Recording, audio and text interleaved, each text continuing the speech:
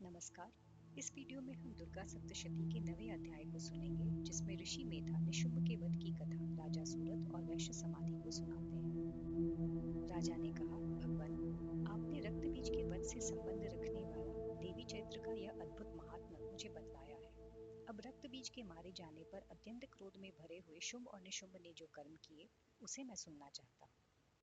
ऋषि कहते हैं, राजन, युद्ध में रक्त बीज तथा अन्य दैत्यों के मारे जाने पर शुंभ और निशुंभ के क्रोध की सीमा न रही। अपनी विशाल सेना इस प्रकार मारी जाती देख निशुंभ अमर्ष में भरकर देवी की ओर दौड़ा। उसके साथ असुरों की प्रधान सेना थी। उसके आगे पीछे तथा पार्श्व भाग में बड़े बड़े असुर थे, जो क्रोध से ओठ चबाते हुए देवी को मार डालने के लिए आए।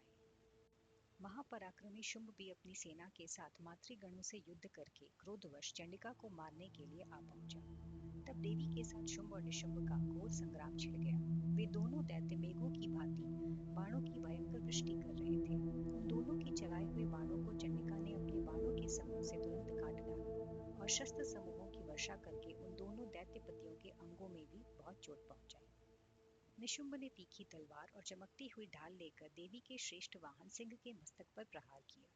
अपने वाहन को चोट पहुंचने पर देवी ने क्षुरप्र नामक बाण से निशुंभ की श्रेष्ठ तलवार तुरंत ही काट डाली और उसकी ढाल को भी, जिसमें 8 चांद जड़े थे, खंड खंड कर दिया। ढाल और तलवार के कट जाने पर उस असुर ने शक्ति चलाई, किंतु सामने आने पर देवी ने चक्र से उसके भी 2 टुकड़े कर दिए।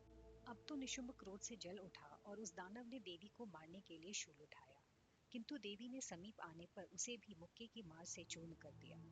तब उसने गदा उठाकर चंडी के ऊपर चलाई, परंतु वह भी देवी के त्रिशूल से कटकर भस्म हो गई। तदनंतर दैत्यराज निशुंभ को फरसा हाथ में लेकर आते देख देवी ने बाण समूहों से घायल कर धरती पर सुला दिया। उस भयंकर पराक्रमी भाई निशुंभ के धराशायी हो जाने पर शुंभ को बड़ा क्रोध हुआ और अंबिका का वध करने के लिए वह आगे बढ़ा। रथ पर बैठे बैठे ही उत्तम आयुधों से सुशोभित अपनी बड़ी बड़ी 8 अनुपम भुजाओं से समूचे आकाश को ढककर वह अद्भुत शोभा पाने लगा। उसे आते देख देवी ने शंख बजाया और धनुष की प्रत्यंचा का भी अत्यंत दुस्सह शब्द किया। साथ ही अपने घंटे के शब्द से, जो समस्त दैत्य सैनिकों का तेज नष्ट करने वाला था, संपूर्ण दिशाओं को व्याप्त कर दिया। तदनंतर सिंह ने भी अपनी दहाड़ से, जिसे सुनकर बड़े बड़े गजराजों का महान मद दूर हो जाता था, आकाश में उछलकर अपने दोनों हाथों से पृथ्वी पर आघात किया। उससे ऐसा भयंकर शब्द हुआ, जिससे पहले के सभी शब्द शांत हो गए। तत्पश्चात शिवदूती ने दैत्यों के लिए अमंगलजनक अट्टहास किया। इन शब्दों को सुनकर समस्त असुर थर्रा उठे, किंतु शुंभ को बड़ा क्रोध हुआ। उस समय देवी ने जब शुंभ को लक्ष्य करके कहा, ओ दुरात्मन, खड़ा रह, खड़ा रह, तभी आकाश में खड़े हुए देवता बोल उठे, जय हो, जय हो।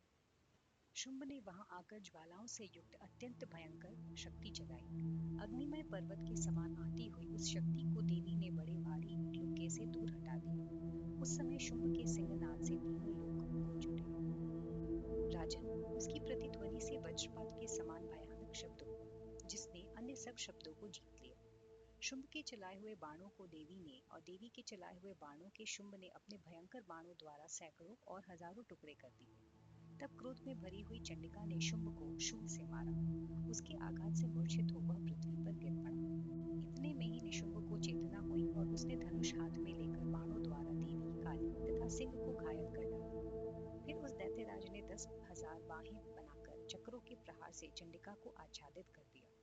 तब दुर्गम पीड़ा का नाश करने वाली भगवती दुर्गा ने कुपित होकर अपने बाणों से उन चक्रों तथा बाणों को काट गिराया।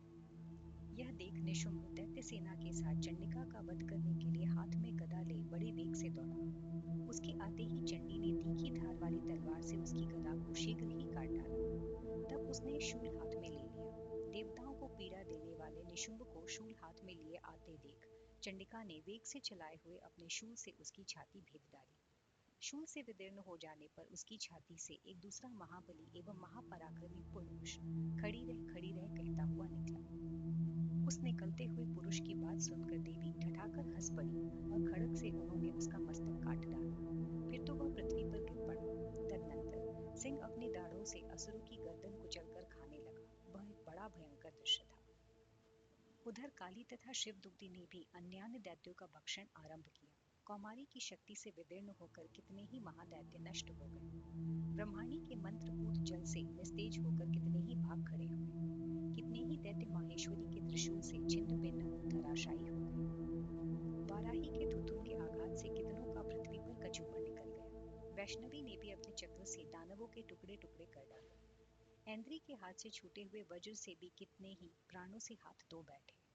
कुछ असुर नष्ट हो गए, कुछ उस महायुद्ध से भाग गए तथा कितने ही काली शिवदूती तथा सिंह के ग्रास बन गए। इस प्रकार श्री मार्कंडे पुराण में